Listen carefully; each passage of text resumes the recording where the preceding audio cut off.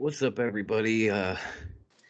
Welcome into Top Rope Wrestling Talk on this semi-sad day. It would have been even coming into today if it weren't for the news of obviously Howard Finkle passing away. So we had to start the show, give him a fitting tribute, nice 10-bell salute. We love you, Fink. Thank you for the memories. I mean, as far as ring announcers go, I think it's pretty safe to say that man is the GOAT. So you will be missed. That was one of the things that I missed about WrestleMania this year was the Hall of Fame and having Fink back to introduce the class in the ring, bring him out on the ramp. That was always an awesome moment. I love seeing him. It's a shame that's not going to happen again. So rest in peace, Howard. All our condolences go out to the family. Now that that's out of the way, let's try to move on, get something good going, hopefully perk up everybody's spirits like I did with Brucey today because he's been asking for DDP's original theme music, and I found it. So high five.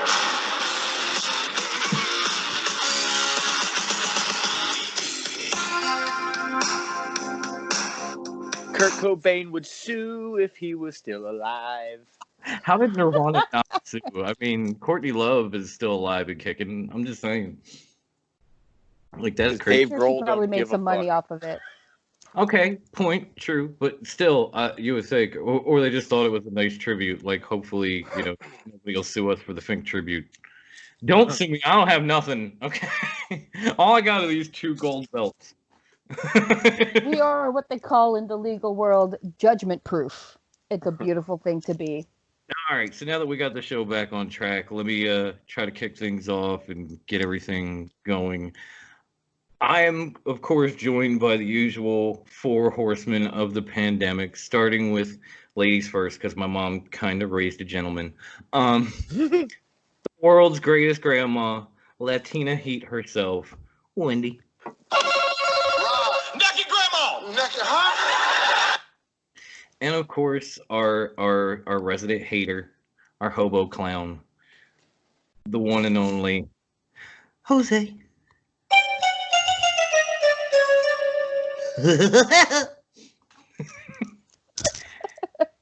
And I say it every time because it bears repeating. It would absolutely not be an episode of Top Rope Wrestling Talk without this man. The Doctor Who hat sporting, MJF scarf wearing, majestic beard having with maybe a little something in it, but that comes later. The one and only high class one himself, Bruce. I am better than you. And by now, you guys all know me. I'm the jack of all trades, the master of absolutely none, the now 16-time group champion. Woo! Your boy, the South Philly Psycho. I'm Dom. Hey, yo.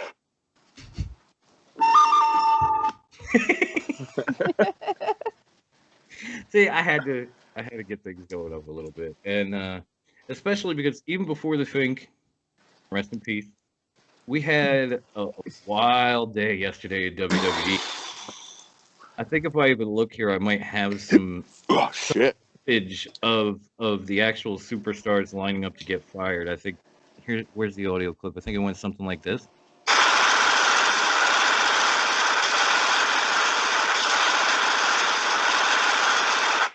So That's about right. Vince McMahon can't afford salaries, but apparently he can afford a lot of ammo because that was one hell of a firing squad. Sure was. So we kind of had a plan for the show until that happened, and then we scrapped it because we had many people in group saying, "Hey, where do you think this person's gonna go?" Or "Hey, where do you think that person's gonna go?" Even random wrestling crap took over. Random wrestling shit. Top Rope Wrestling Talk on Facebook, cheap pop. and Evan, where people would just say random wrestling crap, or even I posted something that just said dark random wrestling crap, and then all of a sudden Evan came back and said random wrestling crap. You ought to do a show where you talk about where all these free agents are going to land. So we scrapped the original show, and we're giving that to the people because you want random wrestling crap. We're going to give you random wrestling crap. Yes, we are. Random wrestling What we shit do. number 575. Right, at least. Right here. because that random wrestling crap took over our group in Facebook on Sunday, and it was going strong yesterday. Like it was just all Still going strong today. It What are you is. talking about? I was really doing is. some today. Bruce was. I was.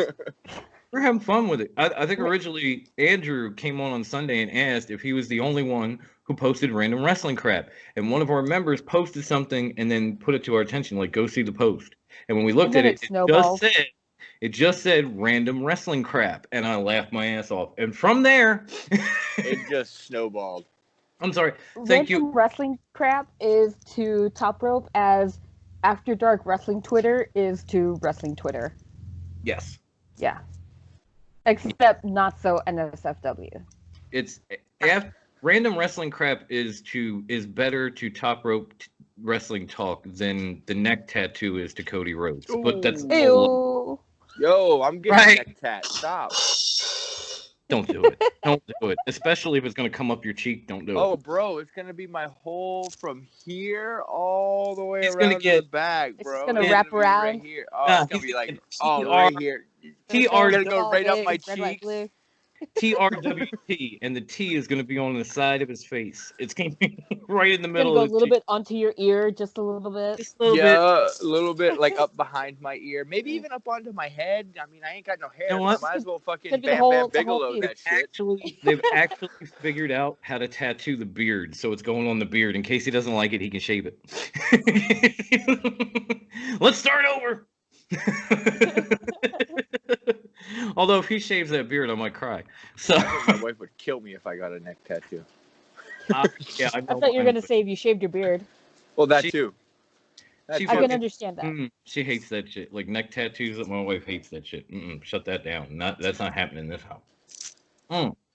So, getting back on track because No regret. No regrets. No regrets. No regrets. So proudly too, just no regrets. Like, no yeah. regrets, bro. All right. Let's try I to bet get you You're showing regret your that, titties? don't you? a little bit. Let's try to get this thing back on track because, like I said, we have a list of all the WWE on-air talent as well as producers and employees that got fired. We're gonna try to go through the bulk of them. Can I say something before we start since I'm the resident douchebag? Absolutely. Drake Alright. Maverick is the only wrestler that I actually give a damn about that got fired.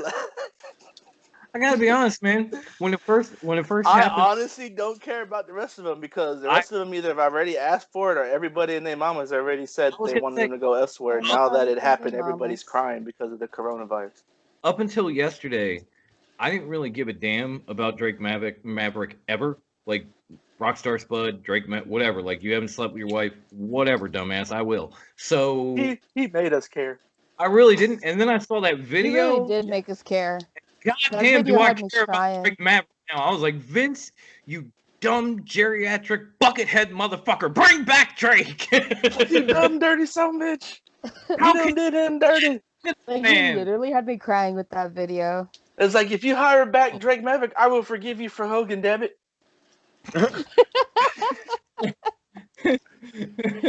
like I honestly, can I wanna understand where play- you're coming from, Jose. Like, a lot of them guys have been asking or have mentioned it. Not all of them. I can't say all of them because Rowan hasn't, and there's a few other ones on there. But like EC3, the Revival, Well, I don't think we can Rusev, count The the Bennetts. revival. but the Bennett's. no, I think They all asked a while ago for his release, and then signed an extension. I didn't understand that at the time, so they're Mike probably Bennett? happy. Yes, that Bennett guy that nobody heard of because he went and took his wife's name. So congratulations to the Bennetts. No, he actually no. What You're happened free was now. they signed their contract, and then they asked for their release after they Yeah. signed the contract.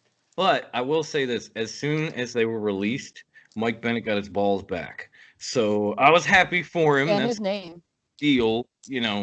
I'm sure they can surgically reattach him after a few years. So congratulations, Mike. Now that being said, since we're I guess we're on this. I guess we're on the subject. We might as well start there. Do you see a good landing spot for Mike and Maria Bennett? Not Callis. ROH. They're I was going about to right say, back to I was about ROH. to say, other than Ring of Honor, I don't... They're going Yeah. right back to ROH because You know that's what? where Mike was appreciated.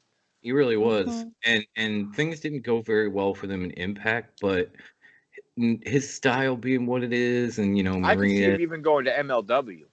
I was gonna say I could see him going to NWA. It might be a good fit for him and Maria. Like maybe they do something with her in the women's division. Kind of bring her back like they did with Melina. It could be a nice fit for the both of them. ROH would fit him, but then it might make Maria, back to the ditzy skank she used to be. Where Actually, NWA she can was a kind of pretty dominant manager in ROH. She was the leading the kingdom She for a was. while. but she was also I was pretty about to naked say, half the we time. gonna get the Kingdom Maria back. That's what we gonna get. She was also pretty naked half the time too. And after you've had What's two wrong kids, with that? nothing. Bro, After you, she's one of those women that can have 8 kids and still have a rocking body because of her freaking profession. all right, touche, That's true. touche. Look at Trish.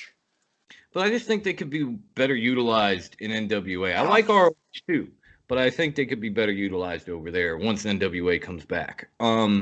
Since we were on the subject, I figured, fuck it, let's talk about them. Let's see. Also, obviously he made us all cry, so I know he's not the biggest name, but what would be the best landing spot for a guy like Drake Maverick after his matches are over? Going back to Impact.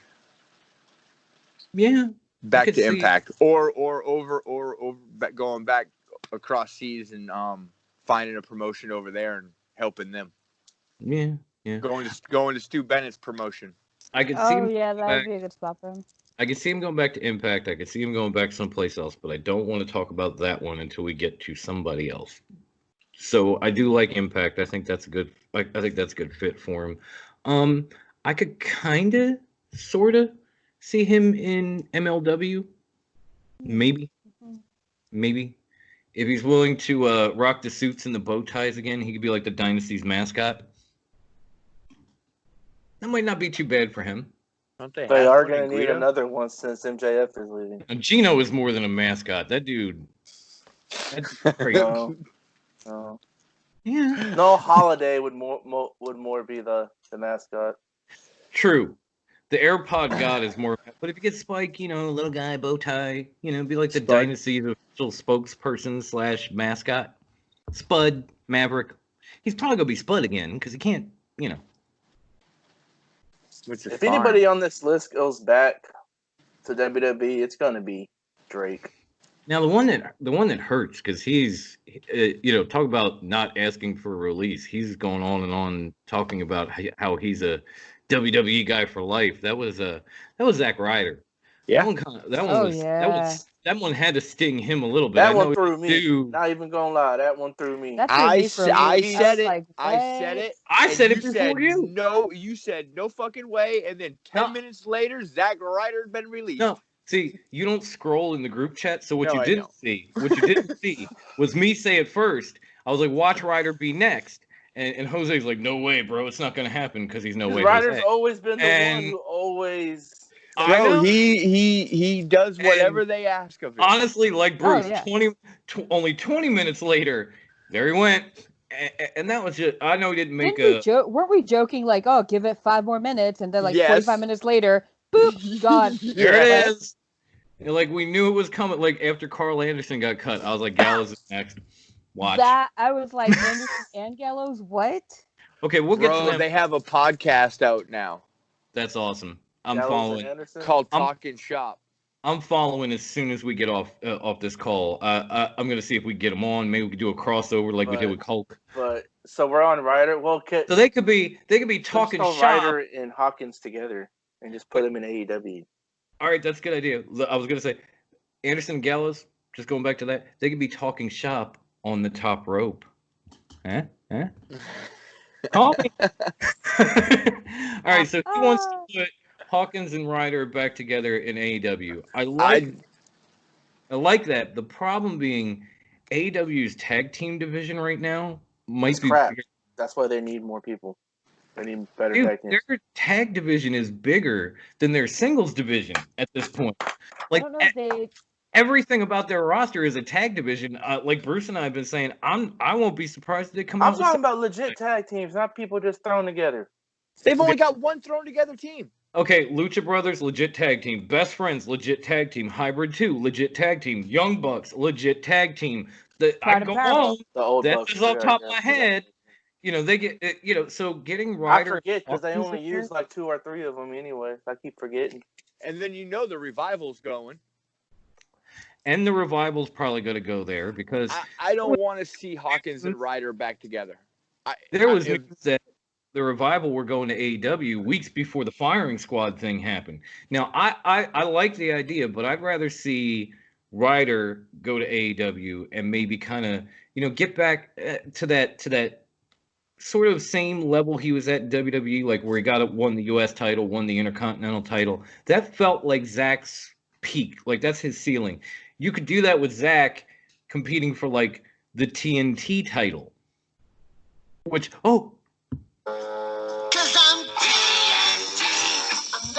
sorry, had to do it.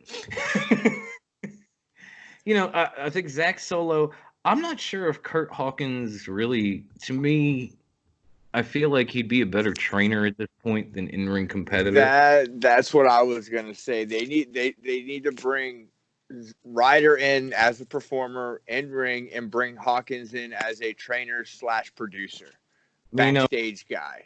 I don't want to steal Bruce's thunder on this, but he did train a certain young man with a scarf. Yes. In a ring. Yes. He's a pretty good trainer. He could work in AEW as that because they've got a lot of young guys and they're bringing in some talent and not from WWE. Like they still got some guys that they want to bring in. Hawkins could really help them like that, but I don't know if I want to see Hawkins and Ryder back together. It felt forced before WrestleMania when they won the tag titles. Like I was happy for him, but at the same time, it was like it was almost that Aleister Black's Bobby Lashley moment where they got back together right before WrestleMania, got a tag team title match, and we're like, why the fuck are we doing this? Now, my question is, on that list, Mike Rotundo was released. Now, we know that was IRS. We know that's Bray and Bo's father. But hear me out. Is Bo Dallas's real name Mike Rotunda Jr.? And that was him they were talking about. No. No, because I think if I'm not mistaken, Mike Rotunda is Bray Wyatt's father, but he is Bo Dallas's uncle. No. No, and they're I thought brothers. And they're that's their brothers. dad. They're blood brothers. Yeah. Because for some reason I thought he came from Barry Windham and someone in No, Rotunda's family, like Rotunda's sister. Okay. I'm thinking of Blackjack Mulligan. But That's no, their father. it was But no, Barry Windham is their uncle. uncle. Yeah. IRS is their dad. And Again- Bo Dallas's real name is actually Taylor. Again, Oh, okay. I was going from my brain, not Google, so my bad. You're good. That's what you got the Google machine for. Bo Dallas was the greatest every now NXT and then I champion. get wrong, but I don't fuck up much. Just had to throw that out there. Well, I hate to say excuse me while I whip the sound, but Lord. Still no Bo Dallas. Yeah, I got a championship. What's he got? No one's Bo Dallas because he don't compete no more. Right? Ew. Because Vince be hating. It's not him. Vince be hating. True. As But much yeah, as I it hate was- saying people getting fired and saying that I want people fired, I really wish Curtis Axel would have gotten let go so he could go show his true talent somewhere else. Hashtag push Axel. Fuck yes, I wish he would have gotten it. Wait, but maybe next week we might get another one of these firing squads. So hold out hope, I guess. Maybe the B team will both get, just 86th. Just B team, get the fuck out. But all right, so we covered Hawkins and Ryder. We covered Drake. Wow. Why don't we go with the best tag team in the world that's now collecting unemployment? Luke Gallows and Carl Anderson. Oh, easy. Back with Bullet They're going Club. back to Japan. Yeah, that's what I was thinking too. Back to Japan, back to Bullet Yeah. Club, back to Even Machine Anderson's been like teasing it, so yeah, they're heading back there. Machine Gun Carl Anderson just. They Sorry, I had to do it. now, hear me out. As We're hearing you, much Bruce. as much as Japan is the perfect fit for them, Right. okay. Now, let's look at what they've started since they've been back in the States. Carl Anderson now has a newborn son. That's probably he's not even newborn no more. He's probably about 6-7 months old now. Right. Right.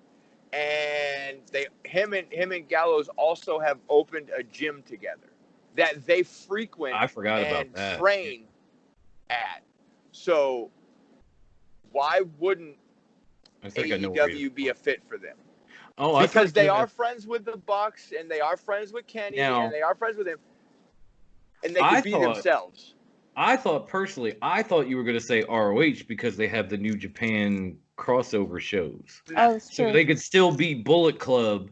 They could still be back with their guy, but they could be in the States so that Carl could be with his family, his newborn or his toddler and his hot Asian wife all the I time. mean, there's 4 sons. The Bullet Club and ROH won't be the same without the fucking Bucks and Marty and them all together. And Paige. True. It won't be the same. And to answer what Wendy said, if you got a hot Asian wife, you're Yes, going to have a few and kids. she is a Could be hot better, Asian wife. but She is fucking smoking. You're going to have a few That's what kids. she got 4 kids. And have you seen that body, yaddy? Oof. Yeah. And you're worried about Maria having 2. He don't even wrestle. Yeah, Yep. I mean, yeah, if you do have a hot Asian wife, you're going to end up with a few kids skis.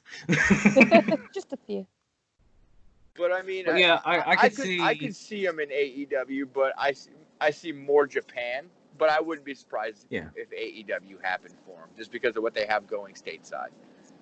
Yeah, I think if they want to stay in the States, I think they're a team that actually has options. Yeah, they can that's practically go anywhere, and somebody's going to want them or going to want to pay them, whether it be Japan, ROH, AEW, especially with Marty, now kind of head honcho in ROH. He might be able to convince him to come over, but then you got the Bucks and AEW. I don't know if Impact would really be a destination. It's like, hey, want to come to Canada? I don't think ROH has the money to pay those two. No, They're still trying to recover from their last couple of years. Well, And they gave Marty 90% of their I was fucking just money. about to say, they're still trying to recover from that check they wrote Marty Skrull. They might be the next one with a firing squad because no money coming in. Marty's got all that money. He's like, sorry, guys. All right, so yeah, Gallows and Anderson I could see going a lot of places. It would be hard to argue. A guy I'm struggling with is Heath Slater. What the heck does the one-man band do? He's got kids, man. Impact. He's got kids, damn it. Impact. I figured the way the things were going come WrestleMania next year, he'd be holding up the WWE Championship, but Jinder did it. Drew did it. I figured next year is Heath's turn. Just Y'all just wait. process of There's a elimination. 3-man band reunion coming. Yeah, sure. Apparently not. There might be a 2-man band once they cut Jinder. Right? It'd be down to a one-man band then. No, I mean Heath and Jinder get together and become the 2-man band like an Impact. Yeah, but yeah, he fits Impact better than anything else. Oh yeah. Yeah, Impact, maybe MLW. Although honestly, I think even in MLW he might have to job at this point. He doesn't fit. I mean, I guess you can't say that he doesn't fit in their roster, but I mean, He does. He really does. he'd have to change his whole fucking gimmick. Could you imagine like him and the Von Erichs going after Team Filthy? Oh dear God, don't do that to the Von Erichs. Hey, they put him in the feud already. I'm just adding Heath to it. That's not really that. That's an upgrade. Okay. No. Oh, another guy that I love and didn't really get used the last year or 2 or 3. Eric Young. For me, it's got to be back to Impact. I mean, He's Canadian. Yeah, and he had his greatest success in professional wrestling in Impact. You know, he's an alum. He could come back in and practically get in a title picture. Like, With them losing Brian Cage, he would be huge to have back for them. God, could you Yeah. imagine though if you're like Scott D'Amore, like Impact Management, and you're sitting around like, okay, we lost Brian Cage, but we just signed Eric Young. But the flip it's side like, of this whole okay, thing but with still, the flip side of this thing with Eric Young is he has other TV shows that he makes revenue from, so he really doesn't need wrestling anymore. that is If also you true. stop and think about it, like Yeah. his wrestling now is like for the love of wrestling because he has other TV shows on like Animal Planet and shit I know. and It's just Travel been, Channel. it's true. It's just been sad because his wrestling nowadays or lately has been when Vince McMahon needs somebody to get their ass whipped. Yeah. And he's so Yeah. much better than that. I'm sorry. Eric Young That's is what not happened in out Impact also. So At Yeah, the beginning. at the beginning, but then, you know, he kind of came up, got over, got in that title picture, won a championship, had great feuds with that They championship. let him turn heel. Yeah. That's and then he where went right back to being the jobber. Yep. no, but then he went from In being a Impact. heel. His heel character in Impact is what basically created oh shit, what was the faction's name? Sanity. Yes, thank you. It's been so long. That was such a good fucking faction, and They did took nothing that with it. character and they just threw two guys and Nikki Cross with him and created an entire stable around what they could with that character, and it was great. And then they fucked it up, and then they just split it up, and now he's gone. Yeah. On a side note, do you think the four of us could like hold down Killian Dane and shave his fucking back? It is No. gross. I mean, No. Jose might be able to. They're close to the same size. I mean, at this point, either shave it or braid it, Killian. I don't give a fuck which. Just do something. Shave it or braid it. One or the other.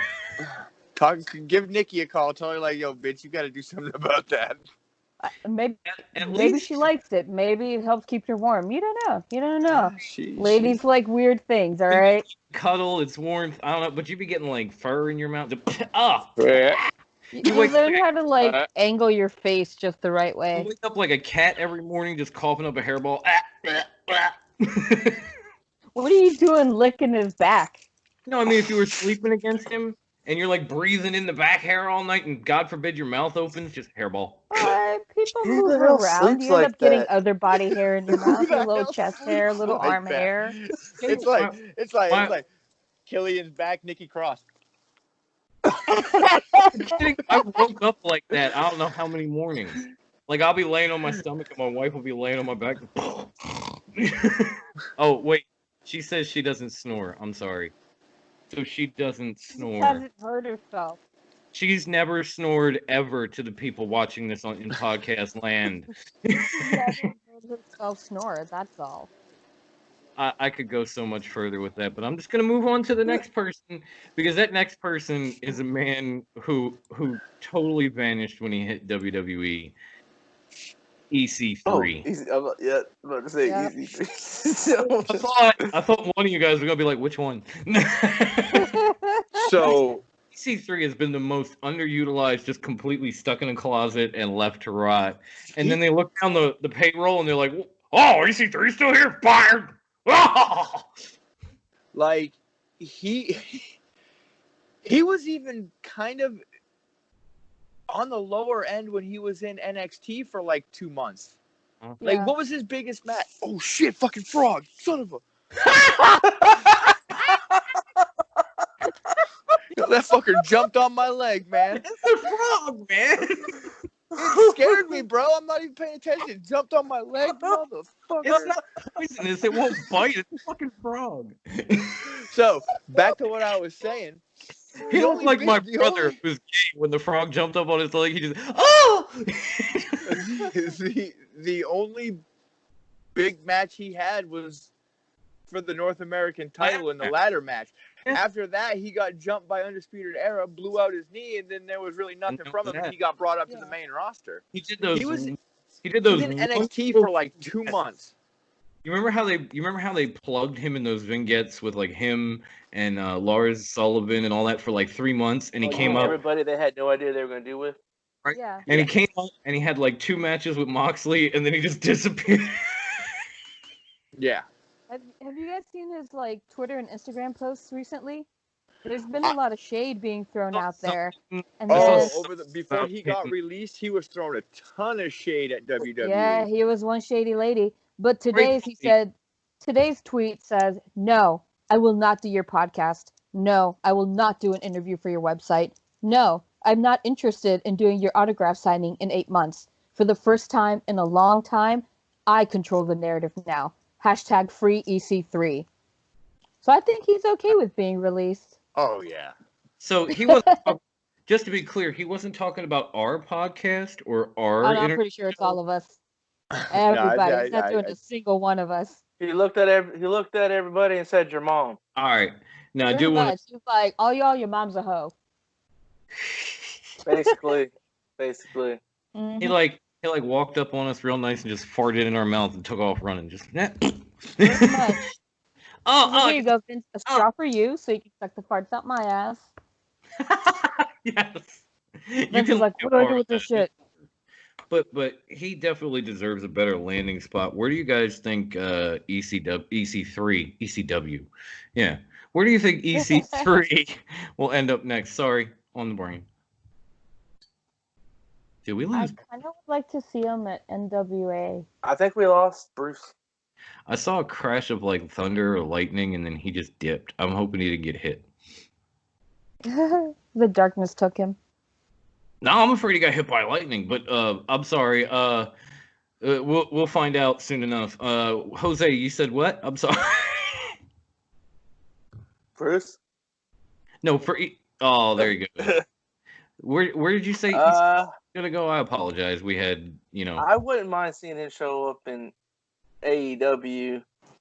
Honestly, I feel like they'd be a good fit for him. Yeah, that would be a pretty good fit. I think Bruce is still alive, which is a good thing.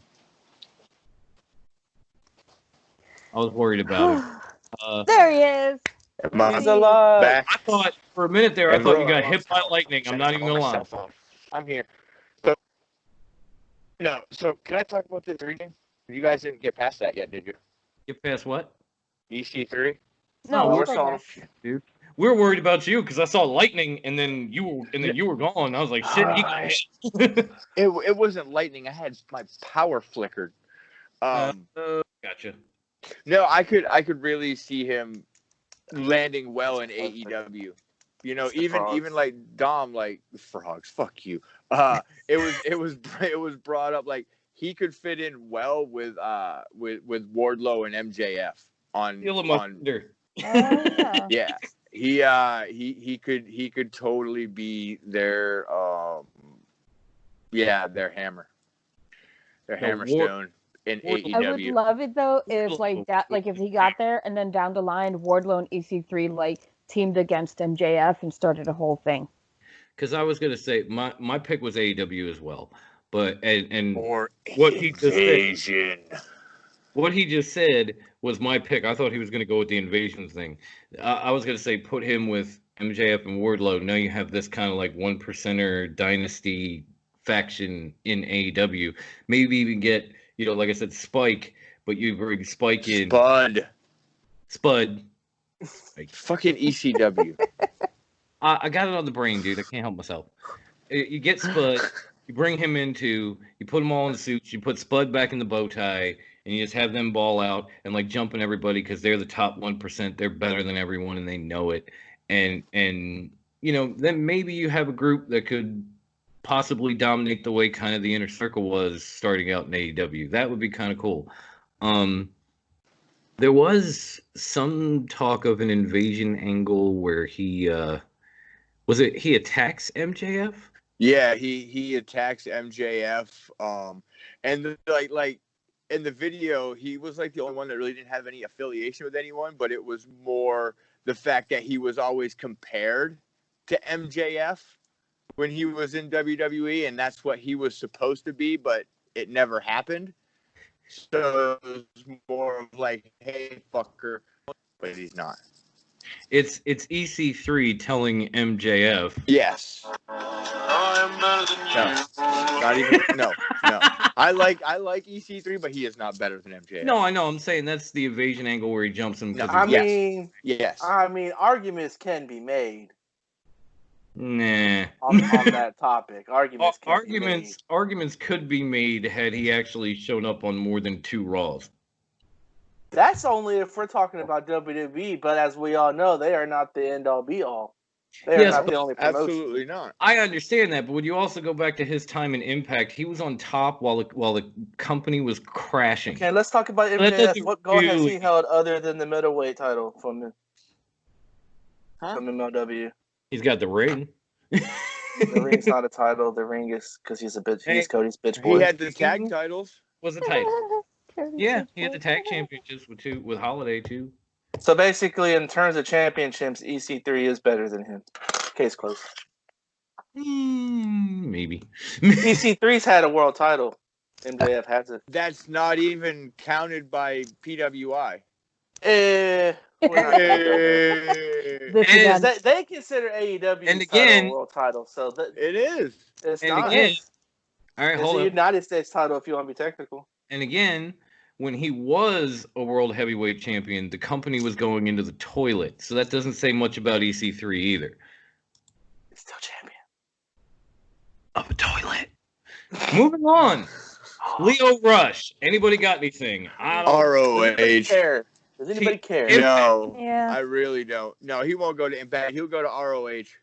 He'll go right back to where he came from. But I think MLW. Yeah, pretty much. He'd either be good. I could actually see him lining up with Injustice and MLW. I was gonna say he'd either be good in the X division in Impact or in the middleweight division. Injustice does need something to change their lineup. Now, Leo Rush probably has more street cred than all 3 of those guys in Injustice put together because they're anorexic wanksters. So that's hilarious. That is freaking hilarious. Thank you. If he were to become part of that faction, he might actually give them some street cred. So that would make sense too, Bruce. I like that. Wendy, you got anything for us? I didn't hear you. Oh, no, not really. I mean, yeah, he'll probably either end up going back to ROH or go to ML. I mean, it does seem like a good suggestion for him to go to MLW. I feel like he'll end up like in the indies. I feel like Wendy just says, Leo Rush. Yeah, pretty much. Pretty much. You're not the only. I can't even like properly finish. It's just Leo. It's like lazy. He signed his death certificate when he talked shit about Tenelle Dashwood. Oh yeah. I'm waiting until we get to the one that broke everyone's heart. All right. The next one is the man with the phony spider, Eric Rowan, or just plain Rowan.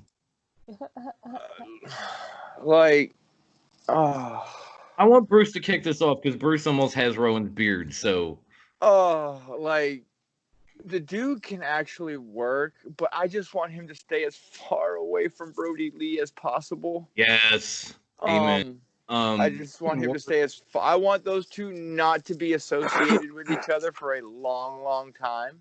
If I had that Offspring song, I would play it. You gotta keep them separated.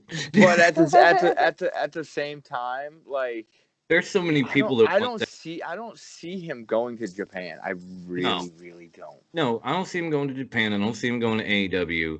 I see him going to a place where his style works and they don't have a lot of big men, and that's NWA.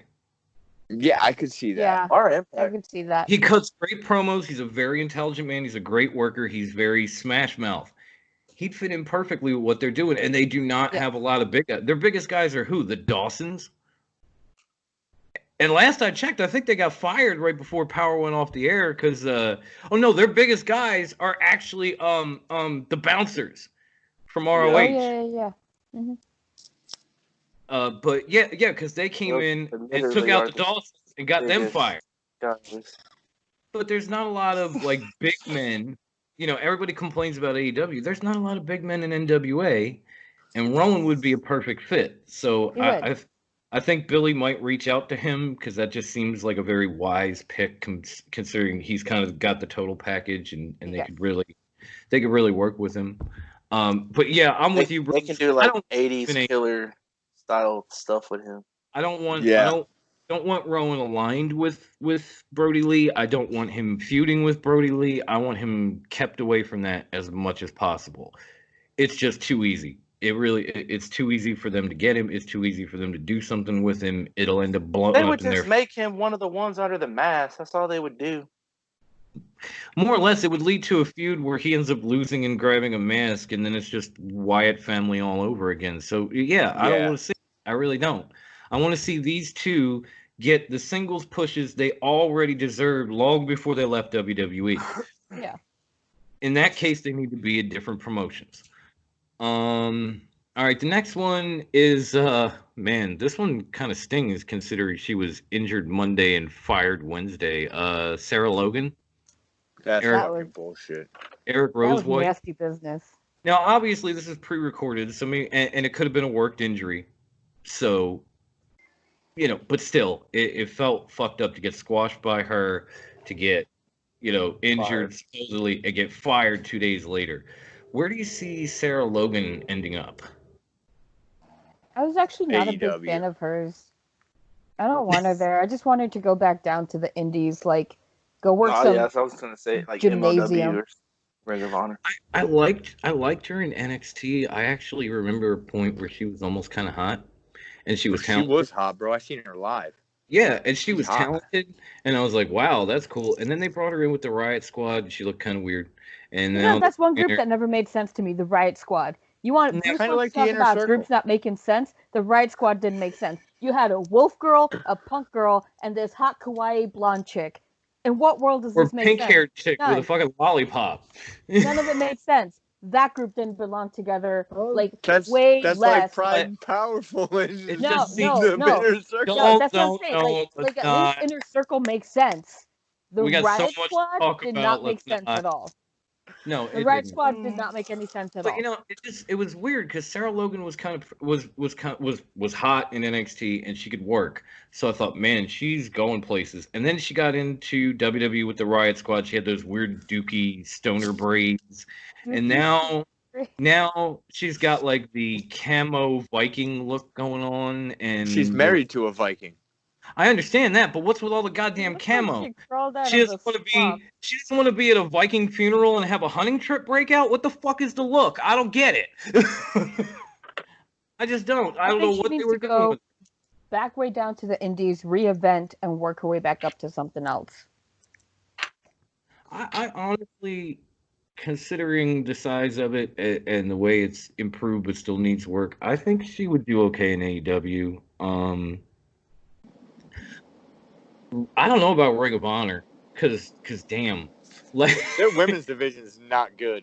it isn't. And if they'll treat Kelly Klein like that, what are they gonna do with Sarah Logan? But I can see her going to Stardom.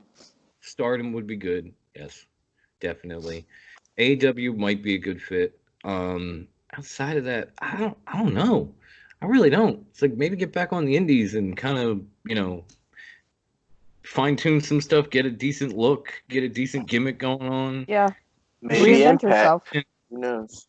She's just kind of been floating out there, taking whatever WWE gives her, and I give her credit for it, but at the same time, it kind of made somebody that I was excited to see get real stale real fast. Yeah. So good luck, Sarah Logan. I hope you land on your feet, and I hope you're not injured. I hope that was a work, Jesus, Eric Rowan is on this list twice. I guess somebody thought it was so sad to lose him, they put him on here twice. I think the second one was for his spider. Yep. Spider. Where does that belong? In the Probably. trash. That's Lord. just bad creative all around right there. Bad It creative. needs to be in the Goodwill where they bought it. Is where We it found needs that to be. in the dumpster of the Goodwill. And they need to put it back. Seriously. Next one was Awful on here. idea. Wendy and I have actually talked about these two before with the Alpha Primo and Epico Cologne. They're to back Puerto on the Rico. list, folks. They were on the list. They're going back to Puerto Rico, back to the They're going to promotion Puerto they have Rico back with home. Carlito All and right. their grandfather's promotion. I guess Yep. I'll just be the one. I didn't thought they was already gone, so Well, yeah, Well, so me too. We all did. If you go back to the I mean, with Wendy and her husband Jose and I, we talked about them on that episode. That was like 2 months ago because yeah, they it was. reported to have been released then. Then they came back. Then they did nothing. Then they got released again. So they've been released twice in 3 months. Dude, I was so excited for them when they first went back to the brand split and they fucking came in at the end of SmackDown during the tag team match and friggin' jumped all those tag teams. I was like, fucking finally! And then they disappeared. They fell off the face of the earth after that. They really did. I could see these guys going to MLW for sure because they're a decent tag team in the ring. They can work. And I think they would fit in nicely there. I could see them going to Impact because when you look at Impact's tag team division, like you have the North and everybody else. The North. That's it. That's all you got, really. Like OVE's falling apart. You got Reno Scum. You got Follow Ba's been tagging up with TJP. Like and that's pretty much end of list. Like Willie Mack and Rich Swann, but. All day. But Swanee is on the injured list now, so that's done. So they could fill the void in Impact and do fucking crazy. I hate Rich Swann. I love Willie Mack. He's crazy. Willie Mack is great, but Rich Swann is trash. Garbage. Fucking wife beater. I don't even know if he beat her. I think he just put her in a cage because she liked it. I'm not even sure. Like jury's out on that one because she dropped the charges, but. Allegedly. That happens a lot in allegedly. You know what? I've been watching way too much Law and Order SVU, so I'm just gonna hold my mule on that. Our stocks are being publicly traded at 33 cents a piece. Allegedly. Don't sue. Again, holding my mule. Special Victims Unit. Dun dun. Yeah, fucking Stabler. He's coming back. I can't wait. I know, right? Oh my god. Okay. All right. Get Wrong back show. So, does anybody have a place other than me? Have a place for Primo and Epico? Puerto Rico. I'm fine with Rico. They're going home. Carlito. Well, that's a given. That's a given. All right. Impact. Let's get see here. Impact. We got Primo and Epico. We talked about the Bennetts. We talked about Zack Ryder. Now you haven't talked about. Now we come across one of our favorites, or at least one of our panel's favorites. The man, the myth, the green-haired conga dancer. No way, Jose. No way, Jose. Honestly, let me be the first to say thank you, Vincent Kennedy McMahon. I would like to thank that man. I just had a thought. I would love it if Suge D got signed to AEW and then him as Pineapple Pete. Oh my god. Him as Pineapple Pete and No Way Jose came together and started like the party posse. I love it. It would be awesome. Suge, when he came out in the Indies, Suge would start like the whole audience. He would start us all conga line dancing with him into the ring and then send us off back to our seats. I love Even it. if he lost, Pineapple he would have us Pete jump and up with Conga him. Joe. Yes. Oh my god. I love it. Suge, please do this. Pineapple Pete and like Coconut Joe. That'd be perfect. That would be amazing. Oh my god, even better. But if they call themselves Pineapple Express, I'm gonna be pissed. Yeah, it would be the party posse. It would have to be the party posse. That's my nephew shit. You don't fuck with that. The fruit punch? I don't know. What the fuck? The fruit punch posse. There you go. Tropical fruit. That's gonna be their name. But yeah, y'all got me scared right now. I hope y'all know that. I'm having nightmares. I'm having nightmares. Oh, no way, Jose. Honestly, he needs to go hit the indie circuits for a little while. He does, yeah. If I'm not correct, he's a WWE bred guy. Like he started in WWE and came up. He's got to be like deprogrammed. Like if we're ever in watching Dynamite and music hits and No Way Jose shows up, I'm gonna die. Y'all might want to make sure I'm still alive. You're busy making a live video of us all going, no, wait, Jose. Now here's the thing though, like he's another guy that can actually work and go in the ring that got stuck with an ass gimmick. I've seen him numerous times in person, face to face, watch this dude go, and he can wrestle. Can't wrestle. I'll give you that. Can't watch the dude. But no. But you know what? Even though he got stuck with a garbage ass gimmick, he did the Dusty. He made it work. He fucking worked that gimmick and he made it. Made it. You know what happened? They did exactly what they did to Adam Rose to No Way Jose. Yeah. Just Good luck take a in your moment. future endeavors. Oh, god damn it. It's raining. Rich is all like, oh, really? I didn't know. Yeah, like, no shit. Yeah, duh.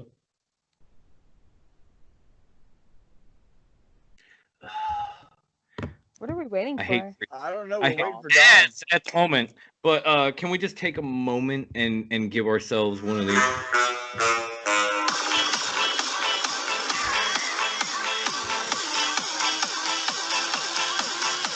You know what's funny? For a minute there, it almost sounded like the music Emma used to do when she did her stupid little... Yes!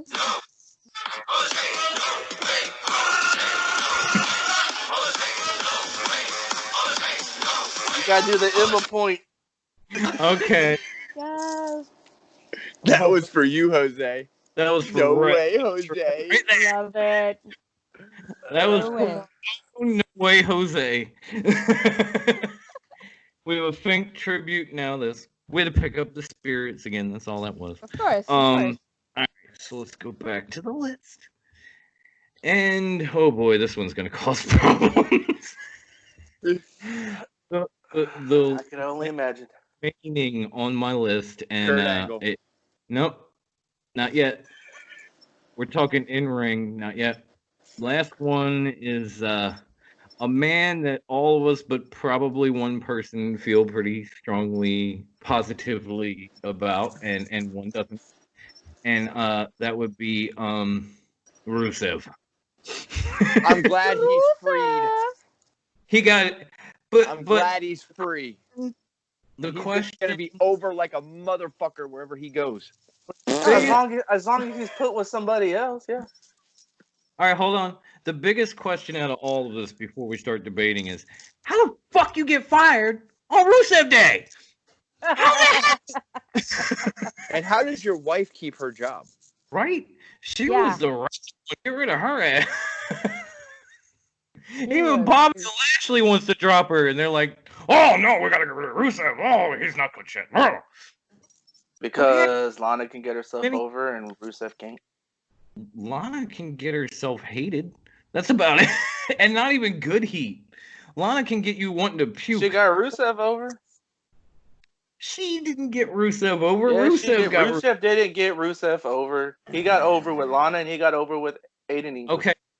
So that was their jobs because he can't get himself over, and WWE saw that. So his undefeated streak leading to a U.S. title was because of Lana. Him getting humongous ovations. You're talking about him getting picked to win. You're talking about hand-scripted stuff for him to get win. No, I'm talking about him getting reactions from the fans and stuff. Didn't come until the other people were involved. I'm talking about like him Rusev Day. Didn't. I'm talking about him. Thank you very much. Getting genuine heat from a crowd while being undefeated and running to a title. People didn't hate Lana. They hated him. That's getting over as a heel when you're made a heel character. That was him, not Lana. When he announced he was getting divorced. No way. Hey, look at the bottom of your screen. Look. Shh. When he announced he was getting divorced, that place popped like he won a world title at WrestleMania. If that's not getting over by yourself, I don't know what the hell is.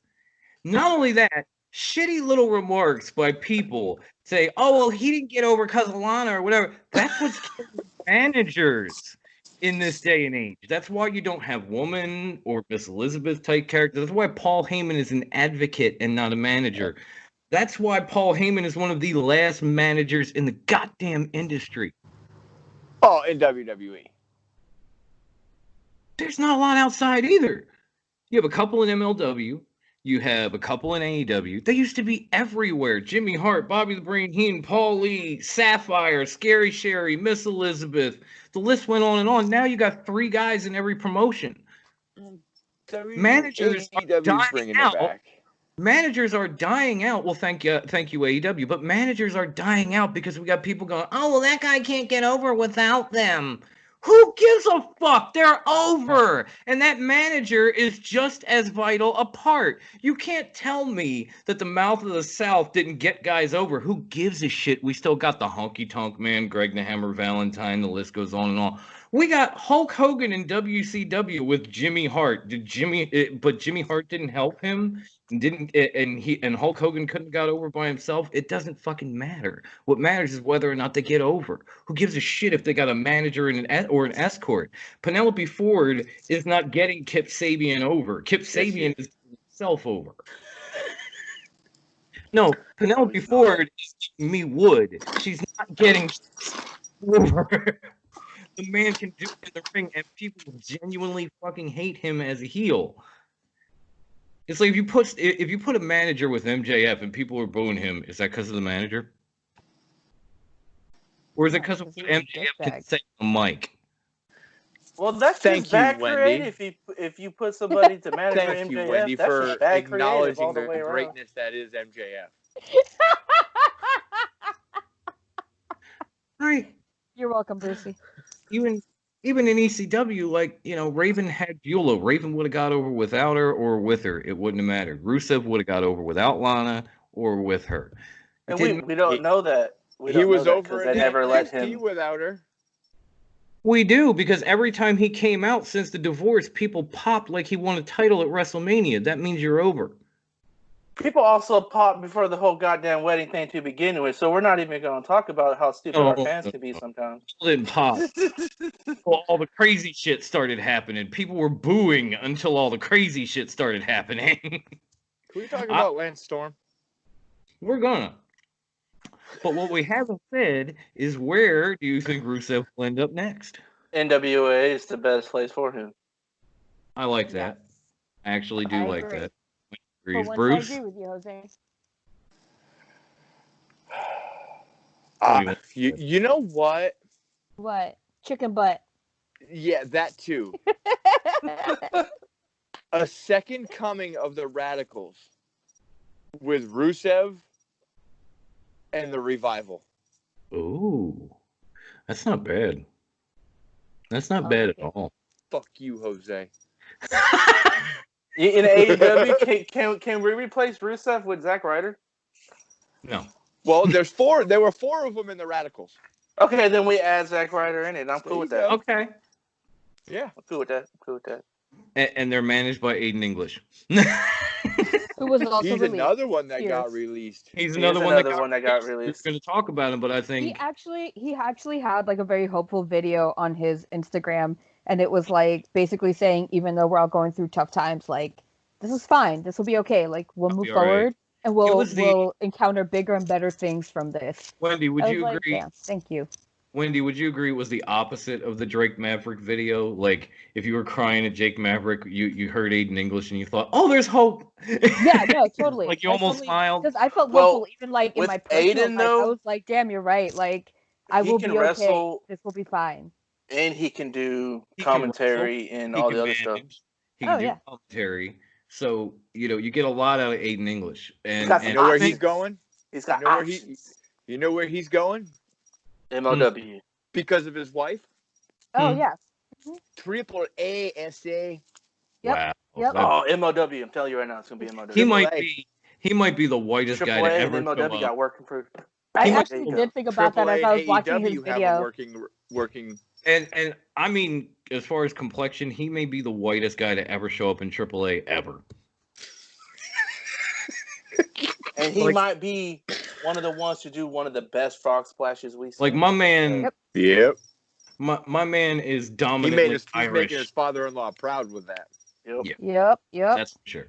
But yeah, I wouldn't mind that either, to be honest. I'd just be mad I couldn't watch him too much. All right, so now we do still have a list of like behind the scenes producers, employees that have been fired, or we can choose the important ones. Now some have been furloughed, so I'm gonna try to go to some of the bigger names, and we're gonna start with who Bruce brought up, Kurt Angle. Did he even work backstage? I don't even think he really did anything. I think he was Or on did he have a Legends Legends contract. Yeah, I think he had a Legends contract. I guess at one point he was running Impact, so I guess he could go and do that again. And no matter what he does, no matter where, want him to. Well, those guys did like Kurt Angle. They didn't like some of the stuff behind the scenes with Angle and other. You know what he's gonna do? He's gonna stay home and enjoy his family when he was drinking. Is what he's gonna do. Sit home and enjoy his family is exactly what he's gonna do. And God damn it, that man has earned it. Have you guys ever seen his Instagram? That shit is fucking hysterical. It really is funny as hell. My wife like he had one video where Jason he was Jordan? eating spaghetti and he's like cutting it with scissors, and his wife's like, "God damn it, Kurt, are you seriously that lazy?" And he's like, "Woman, I earned a gold Olympic gold medal with a broken freaking neck again." Yeah, well, Kathy, she always shows me like, "Yo, you got to see this," and I grab her phone and it's Kurt Angle's Instagram, and I just start laughing, and she's like, "You should get an Instagram." And I'm like, "Nah, that's what I got you for." Among other things. So funny. All right, so I think we all agree on that. We talked about Aiden English. This one hurts. Lance Storm. And it hurts because if you remember, we were talking about this off air. I had just listened to at the beginning of December, maybe end of November, the Talk Is Jericho with him, where he was closing up his school and taking a job with WWE. That was 3 or 4 months ago. Now all of a sudden his ass out on the street. It's like, oh yeah, close up the wrestling school where you gave us all these great talents and you really, built up something, made a name for yourself. Come work for us, and 4 months later we'll throw your ass out the door. That I mean, outside of Drake Maverick, because damn, that's the guy I feel for. Yeah, but I feel like he's one of the ones that'll be back. Well, that's the point. That's the question now: is where do we feel Lance Storm will land? Because if I'm Lance Storm, I'm just going back and opening up my school because people are going to want to come train, especially now. No, just kidding. If he is not furloughed and he is let go officially, I want him to open his school back up, bring Ryder in, and have the AEW PC. Wow. Oh. Wow. Definitely great. I really love Ryder was one of those who vastly improved, and he worked on, like Cody said, he worked on his body, he worked on his skills, he worked on everything. Well, but either way, I met him in Hawkins. Hawkins has Creative Pro. Either way, with I don't remember who he does back it to with. Ryder. Either way, it's an idea that deserves, and it's not the first time. It probably won't be the last, but hey, that's pretty good. I like that. Either way, it would be a good idea, whether it's Ryder or Hawkins, either one. They would definitely. I think we're all certain that Lance Storm is not. If they do Hawkins already has his own school. Right. That's why I said we got to go back to Ryder, and then we got the AEW. Well, no, they could still do. If Hawkins is down with it, they can just bring Lance into his school. Yeah. All three of them get together, talk to Tony, and just kind of partner up. Look, I guarantee you, Cody has a contract waiting for Zack Ryder, the Revival, right? EC3. Definitely. And probably, I wouldn't be surprised Drake, if he already has those 4 contracts waiting to freaking send out to those guys. I could see Drake, especially if they wanted to go back and kind of pair him up with EC3 again, because they did some good stuff together, even though Impact was trash. They did some good stuff together. But I don't think any of us believe that we're ever going to see Lance Storm in a ring again. No, hell no. No. Because he even said on that Talk Is Jericho, he can barely, he had so many students at one point, he had to cut them down to a certain amount because he wanted to be in the ring training with everyone, and he couldn't take all those bumps anymore. So I don't think we're going to see him in a ring again. I love Bruce's idea. I was just saying, reopen the school. If he turns it into the AEW Performance Center, I'm going to shit a brick. I mean, it's a brilliant idea. I mean, shout out to Lance Storm. He's a great dude. He's a great wrestler. Very underrated, very shit on in WWE even before now. Poor back in the day with Austin just chanting boring while he's in a middle. Oh, like that was the only time I wanted to punch Steve Austin in the face. Like most of the time, I just wanted to toss him. You heard me. What? Mute. No, I'm kidding. What? He's like boring. Fuck you, dude. Yeah, man's a technical genius. He's a great trainer. I definitely think we're gonna see him. And the AEW PC idea, like fuck my idea. Bruce wins. Like, I'll admit when I'm wrong. I don't give a fuck. All right, the next. There's a hell has frozen over. Never. I always. I give myself loser horns. I do all Wendy. Yes. We're over here. We're over here. Sorry, I'm MLW on the TV. Sorry. I don't know if you have a lot of Latino friends. You do not give them this. Wendy, we're over here. All the way from up. All the My way mom from, does it, so I'm used to it. all the way I'm from gonna get Wendy.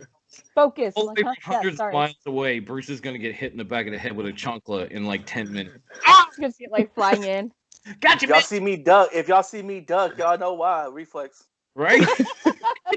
Flashbacks. Mama, no. I had Latino mom with chancla, so even I would duck. Yeah. All right. I'm sorry. The next guy. Wow. Can we say stand back? There's a hurricane coming through. Shane Helms, man, that's a tough one too. I could definitely see him managing someone somewhere. I can see him going back to ROH. I could see that too. God, those good versus villain matches, with Marty Scurll. Oh, they were great. Can they just do that one more time? Like he doesn't have to be full time. Can they just have one more of those? Those matches were fucking fire. I feel like he'd be better utilized in AEW as a producer. That might be true. We're not really sure because most of his production credits. Him and Matt work well together.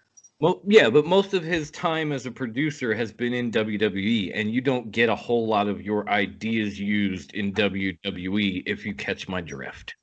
So I could see him getting a shot in AEW, and hopefully, he proves that, like, I'm damn good, and it works out for the company. It's a little bit of a risk, but I think the reward is worth taking it. Yeah. I mean, I'm not knocking Shane. I love, like, he was innovative. He was great. He's good behind the scenes. He's a wonderful worker, wonderful guy. I'm just saying, but in his time in WWE, they didn't exactly say like, "Oh, Shane said it, let's go with it." Oh, such good shit. In fact, it probably never happened. So, Sure. But the risk. He did have like a. Board. Where is it? He did tweet something where like an article misspelled his name, and they spelled it what was it, Helm instead of Helms, and he was like, "Well, I guess I also lost the S in my name too." Got the S kicked out of him. Apparently, I lost the S at my last name too. Today's been rough, and it said Shane Helm noted that he shouldn't have answered the phone today. That was the article. Oh Helm. my God. That's so rough. Apparently, I lost the S in my name. That's when I don't know who wrote the article. That's a rough day. That's a really rough day. Yeah. I'm not sure who wrote the article, but that's when you got to come back to Shane Helms' tweet or whatever it was, and just in a comment underneath put something stupid like ducking autocorrect, just to save your own ass, because you just shit on this man after he got fired. And it's terrible because you can get called out on podcasts about it too, like 411mania.com. Get Jeffrey Harris an editor. Thanks, you guys. All right, Shane Helm, come on. Show some respect. It's like kicking a man in the balls when he's down. Come on. It really is. Since we have the name now, Jeffrey Harris, all I have to say is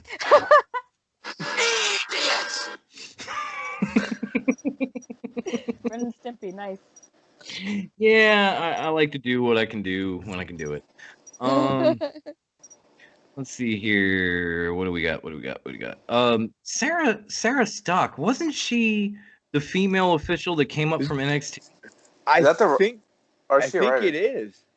Is it a writer or is it the female official that came up from NXT? I think that's a writer. Different name. So she's the rep? Is it with or without an H? Oh, excuse me. Let me check. It's where the fuck should go?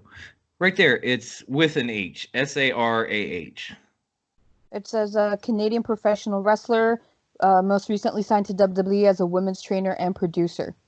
Oh, okay. So it's more of the writer slash. That would be stupid to let that chick referee go after they brought her up to counteract Aubrey Edwards. I could have swore her name was Sarah for some reason. I couldn't remember her name because I was a little. Unless that's her on-screen name.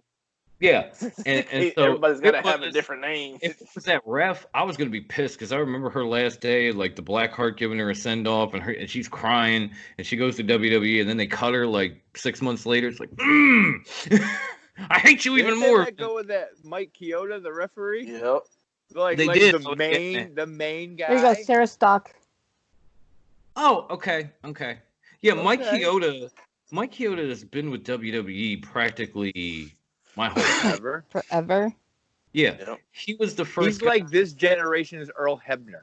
He was the first guy to give us like this kind of two, like the Italian curse kind of two, instead of holding up 2 fingers. He'd give you this. Yeah, he would do that. He was one of the first guys to do it. I remember because my mom pointed it out at a live show. It was like, oh yeah, that's the Italian curse. I forget what it's called, but you basically say a bunch of shit. You go like this, and it's supposed to curse somebody.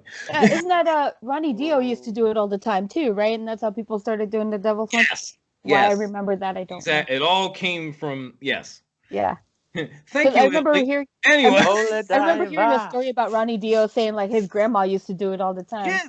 Oh no, it's a real deal thing. All my grandmother and my great grandfather used to do it on my mom's side. Like it's a real deal Italian thing. They think it worked. And they have stories about times when it did, and then you're even more fucking worried because you're afraid they're gonna hit you. That's worse than a goddamn chancla because you don't know when it's coming. You just think, fuck, I'm cursed. Yeah, but Mike Chioda, man, he was like a lifer. I'm hoping he got furloughed because how do you put that much time in? I seriously, I remember being single digits, seeing him in the middle of a match in the 80s at the Spectrum, and you're getting rid of his ass now? Like that's crazy. Yeah. Oh, we thought the same thing when they let go of Hebner. True. But I'm just hoping he got furloughed. I can't even think. I mean, anywhere would be blessed to have him. He's a great official. Yeah. So I can't even pick a destination because any place. Yeah. I'm hoping anywhere, bro. To be honest, anywhere, any fucking where. All right, so we got Shane Helms, we got Sarah. Another referee that got fired was Scott Armstrong. Really? Yeah. Hey. Yeah, what really. The guy who was involved in the second CM Punk screw job. Yeah. Did they release like all of their older refs, the ones that get paid the most? I think so. But it sounds like everyone that got paid more, they released that they have more of. Honestly, at this point, I'm praying I don't wake up tomorrow and find out that WWE has released Charles Robinson. You know. I wouldn't be surprised. Flair ref, like you talking about Baby Flair? Oh man, Baby Flair. Notice all of Charlotte. Can you imagine the backlash they would get? Can you imagine? The backlash they get from me would be something awful. I'd be like, "Listen, you son of a bitch." Ric Flair cuts a promo on Twitter on WWE. Right? I'd be mad. Let's just Charlotte Flair, Dad, I still work there. Again, I don't even want to talk about her. Scott is another guy. Like anywhere would be lucky to have him. I know officials are kind of interchangeable, but any place would be lucky to have him. Let's start off with let's throw out 2 because the list is starting to dwindle. No, we gotta focus on this one. My bad, y'all. Fit Finley. AEW's women divisions, hands down. Oh yeah. If he got fired. If he got fired, yes. But I don't think Vince fired him. I think he's one of the ones that got furloughed. Whatever that word is called. This is kind of a Chioda situation, except he hadn't been there forever. But everything that he helped build and accomplished in WWE, and then you're just like, well, thanks, Fit. Peace. But really? At the same time, Vince don't fucking give a fuck. There wouldn't be a women's division Obviously. if Finley wasn't there. Basically, it wouldn't be the same. There wouldn't be a women's division. There would be a women's revolution. I think he was released because on his Twitter it says, to all my friends, fans, and family, this is a crazy time, and I want to say thanks to WWE Universe and everyone I've ever shared ring time with, working with, or teaching. Stay safe, especially to all the amazing girls, women I've had the honor to work with. Stay safe, y'all.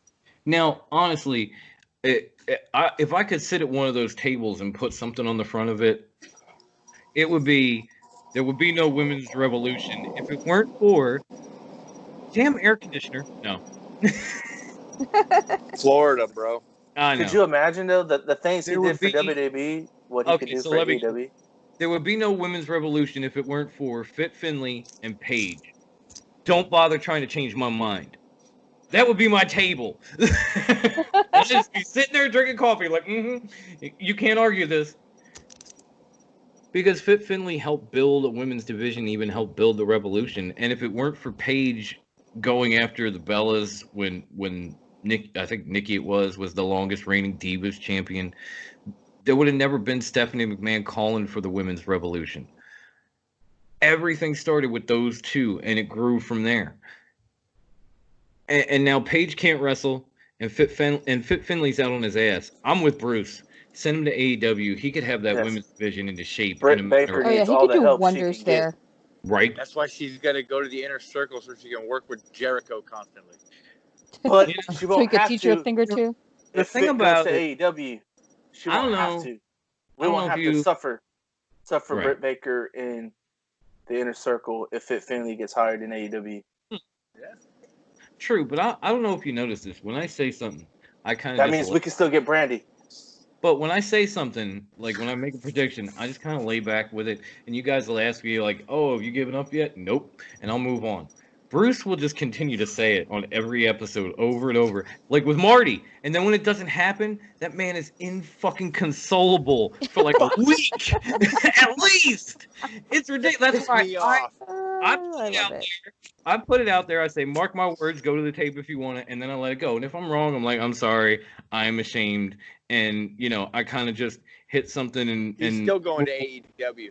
Like, sorry, I was terribly wrong, and then I'll move on. But with Bruce, it's like over and over and over and over. And when it doesn't happen, he's talked himself into believing it's going to happen. I just see it now. It's Marty Scurll finally goes to AEW. Bruce, like I fucking told you. It's like this is like the equivalent of the kid at Christmas that wants a bike and knows he's getting a bike and told Santa he wanted a bike and he's just thinking bike. And then Christmas morning, he gets a pack of fucking underwear. That's Bruce. See. I'm the asshole though. Your shitty parents. That's all I'm saying. You buy them the box so they think it's in the box, and you fill the box up with stuff. There's underwear or socks. We got the school clothes. Fuck you. Fruit of the Loons, tidy whities. Right. Like my girl may get mad, but I might have to do that to my boy one year. Oh no! Don't do that. He's gonna want the newest console or something. I'm gonna buy it, but I'm gonna take it out the box. And I'm gonna put books in the box. Big real heavy. It's kind of fucked up. You mentioned the whole bike thing. One year I wanted a bike. Oh no! And I opened all the presents underneath the tree. There was no bike, no nothing. And then my mom's like, "Here, take this bag out to," because we had like a little shed where we kept our trash can outside. Because I lived in Maine, and that's just how it went. She goes, "Go throw this away." I went outside. I opened the back door. I threw the bag out there with the other one, and I slammed the door. And I walked back in the living room. My mom goes, "Go pick that bag up." And I went and I opened it. I said, "Holy shit! I got a bike." Yeah. See, that is parenting done right. That is parenting done right. I remember I have a niece that's a few years younger than I am because my older brothers and sisters, and she has some kids, and her oldest son wanted like an Xbox One X or S or whatever the fuck when it just came out, and she was like, "Well, if you're good, you tell Santa whatever, maybe you get it." And he opened all his presents, nothing.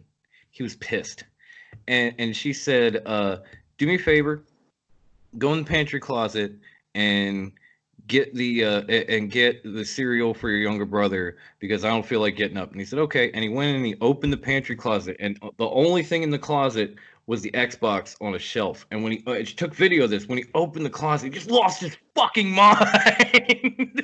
It was just, yes. So welcome to Christmas in April. We're Top Rope Wrestling Talk. Didn't know. It's like the year my younger brother's birthday. My mom, she did one of those like box thing. So my younger brother's there like unwrapping the big box, and he's just going, and it's like 20 boxes later, he gets to one that's about the size of like the video game that he'd been wanting, and he opened it like all hyped up and shit, like, oh yeah. He opens it, there was fucking nothing in the box. Oh, Lord. My mom was fucking dying, and he's sitting there like the most disappointed look, like, what the fuck, Mom? What? And she's like, bro, just kidding here. And she like just threw him an unwrapped video game, like, bro, I just wanted to see your reaction. I just wanted to see that disappointment. He like fucking lived for it. He was just like, yo, and that is why Wendy has no kids. Exactly. I bet the reaction from her brother was probably, fuck you, Mom, but thank you. He sat and he was just like, yo, deadass. He's like, yo, let me go blow this snot bubble out my nose so I can play my new game. That's not why Wendy wouldn't have any kids. Wendy would be the one who forgets to hand the game at the end.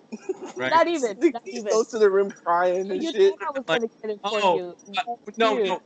Check it out. Wendy would have been like, oh, I was going to hand you this game, but then I saw HBK on SmackDown, and... he get it. I'm sorry. No, not even. It wouldn't even be like that. It'd be like, oh, sorry you don't have your game. I wanted your dad to test it for you, so he's got it. Daddy said he was gonna test it. Go ask Dad about it. I don't know. Anyways, who's next on the list? Hashtag back on subject. Hashtag Christmas in April. All right, next on the list. Billy Kidman. Wow. I didn't even know he worked there. I suppose. I've seen him in the back in a suit a couple of times. Been a producer for days. I'm not even. No, I don't know. I think as a producer, he could go anywhere. He'd be fine wherever he goes, whatever he does. Go home, Billy. Oh, Billy, you're drunk. Go itch. Right. Go find Raven and Impact and itch behind him. I don't know what to tell you. Go hang out with Johnny Polo. Right. Go hang out with like Raven and apparently Rosemary. Like what the? Okay. It works. Because better than him being the leader of the Dark Order. Right. I guess. I'd have Raven and Brody Lee. Let's see. Oh, well, Sean Daivari. That's Ari Daivari. I was gonna say that's the 205 Live guy, right? No. What is it? What is his name? Sean Daivari. That's Sanjay Dutt. Is it? Yeah, yeah. That's Sanjay Dutt. Oh, my man needs to go back to Impact then. Where else did he ever have any success? I'm surprised they kept Park. Yeah, me too. I'm not. I'm pretty damn surprised. I'm not gonna lie. Yes, he was one of the guys that Undertaker wanted to have a match with. So I'm not surprised. Don't even get into this whole Undertaker shit. I'm not going there this week. I'm not going. We'll keep it. Saying, I'm not going there this week. I don't think that's gonna happen. By the way, like no, we're gonna lay Undertaker to rest for the week. Just thank you. And done. This is me closing that coffin and dumping dirt and closed. Moving on. Exactly. Hey, hold up. It's equal opportunity. If I play the No Way Jose theme, I got to do Taker 2. I had to, I'm an equal opportunity ball breaker. That's all. See, moved right up. All right. We talked about Mike Rotunda a little bit. Pat Buck. I don't even know who that is. I don't either. AEW. No, I'm kidding. No, I don't even know who that is. Who's next? We got. Apparently, he was known as Cactus Pat. Yeah, okay. No, All I didn't. right. Question mark. All right. Okay. Let's see. We got Mike Rotunda, who we had kind of discussed a little bit. We didn't really say where he should go, but Home. home seems like the right kind of idea. I mean, what was he doing for WWE? Like some of these, you're like, why? Probably a road agent. And then other people, you're like, oh, okay, what the hell were they doing anyway? Like you don't even. We were all wondering how Bo Dallas kept his job so long. Maybe it was because of his daddy. They also got rid of the end of this list. They got rid of Andrea Listenberger, who was a writer. Yeah. And they got rid of. She was the one who did the Mandy and Otis. Yes. Oh. So she writes the top time out. storyline in WWE and then gets fired. Sounds about right. She created the PP touch on a pole match storyline? Yes. Fuck you, WWE. What the fuck? Bring back Andrea. You better be furloughing something on Twitter about it, and there was just like so much love for her. It was. I'm not saying that was the best thing to happen at WrestleMania, but it was damn close. It was top 3. It was one of the best things that happened at WrestleMania. If I may rewind to Mike Rotunda right quick, he was a road agent. Okay, go home. Still go home. Back to where we were. The champ says go home. Yeah, they gotta bring. I'm hoping she's furloughed too. They gotta bring her back. That storyline that she did, especially the way they pieced it together from like February to WrestleMania after all this shit happened. Like she did a damn fine job. You need to bring her back. According to what she posted on her Twitter, though, it doesn't sound like furloughed. Fuck you, Vince. Die. Wow. Sorry, not sorry. I mean, technically, he's already died on WWE TV. You want him to die in real life? Like 3 or 4 times. He's died a few times, yeah. We don't talk about the last time. They erased that from history. No. We can talk about that all we want. They don't talk about it. We already talked about it a little bit in this quarantine. They are listening. Benoit. There's no holding me back. Grappler crossface. Diving headbutt. Rapid Wolverine.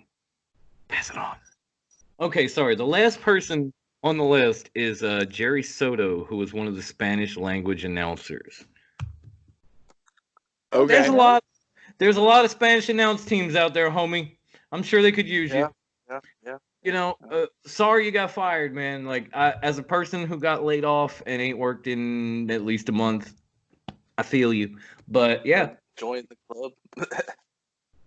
Yeah, exactly. Join the 10+ million of us that are sitting at home, and join the podcast. Talk shit on WWE. We'll let you go. We'll get all the shit we talk. As far as I can tell, we have covered my entire list. I don't know if Wendy.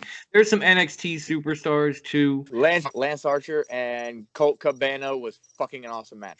Yeah. Oh yeah, that really was. Because this gives me the perfect I opportunity. don't care about the NXT. We get to talk about the next match in the first round of the TNT tournament. It should have been his debut match. Dynamite. I can't stop. I loved Lance Archer versus Colt Cabana. I loved it mainly because it went the way I said it would. I said Colt was going to test him, but in the end, Lance was just going to mow over him, and that's exactly how that shit went down. Colt Cabana fought his ass off. He gave Lance Archer everything he had, and Archer just took it and kept moving right through him. It was amazing. It was a test for Archer, and he passed it with flying fucking colors. And if I had it, I would just offer up Jose a nice big plate of crow. Ain't no crow on my part, sir. Ain't no crow on my part, because it would have been better if it was his debut match. Marco, I still agree. Marco Stunt should not have been his debut match. Yeah. If everybody, every big man gets some pipsqueak to throw around before they get not into... as their first debut match, because you got to... Not everybody... Yes, even...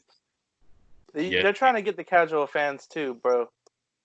Not just the ones that they already got. They got to start thinking about the long run.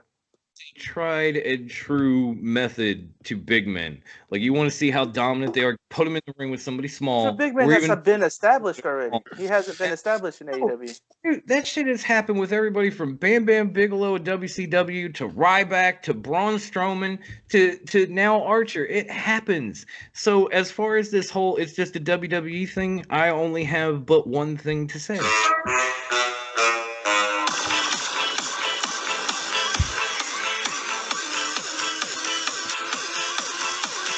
Your crow away. No crow. No crow. Your plate, Jose. No crow. No crow on my part. I wouldn't have done it, but he had to go there, so I had to do it. Now, it was a great match, and obviously we will see the winner of Kip Sabian versus Dustin Rhodes taking on Lance Archer. Cody's already advanced. We're going to get Darby Allin. I think next week we get Darby and Sammy, the Spanish God. And by the way, Spanglish. what did Spanglish? What did y'all I'm sure it has. So wait, has everybody seen Dynamite? Yeah. Yes. Okay.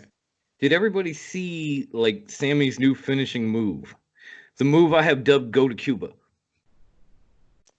where he picks somebody up in a torture rack and then he flips them off and catches them with a knee. So it's kind of like go to sleep, but the guy's in a torture rack instead of a fireman's carry. Mm-hmm. Yes. Mm-hmm. What did y'all think of that? Because we're always used to seeing Sammy go to the top and, kind of try the 450 or even like the 630. My wife calls it like the tumble sauce of death. I like it.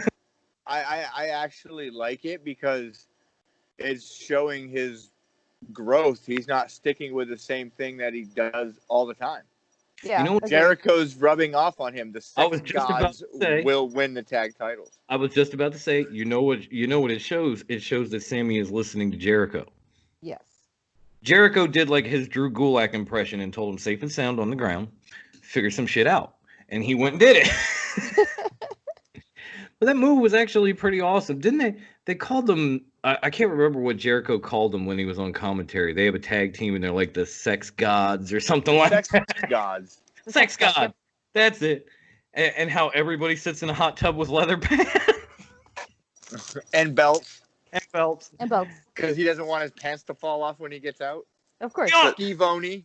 Don't know nothing about that, Skivon. Because he's the champion. He's the champion. That's what happens to the champion. Get the table. But yeah, I mean, as far as Sammy's new move, the old go to Cuba, I just sat there and watched it and thought, hey, that's pretty good. So I had to bring that up. That was one of the points I got off of Dynamite. Archer getting pushed and coming through was another. I'm really looking forward to Darby versus Sammy again. Although I think it's still going to lead us to a rematch of Cody versus Darby. But I'm looking more forward to probably the biggest marquee match that AEW's had in a long time, which is Orange Cassidy versus Jimmy Havoc this next week. Oh my God. He's finally debuting on Dynamite. Yes! That's going to be a good one. I saw it Revolution, and even then I was like, I don't know what they're going to let him do. I don't know if they're going to give him like a big match or Pac. I'm sorry. It's just going to come out and squash this dude. And he had an amazing match at Revolution. Yeah, fucking amazing match with It was Pac. a great, yeah. Absolutely. And he hasn't done jack in a ring since. So to finally debut on Dynamite is great. But at the same time, you're debuting on Dynamite against a very psychotic motherfucker. So I'm a little worried about Orange Cassidy right now.